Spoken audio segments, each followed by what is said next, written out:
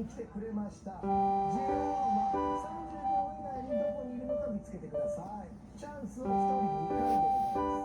どこに誰かいそうぐらい分かりますよね、見たらね。分かるんじゃないですか。それはさすがに目の前やもん。目の前だから肉眼の方が強いと思うんです。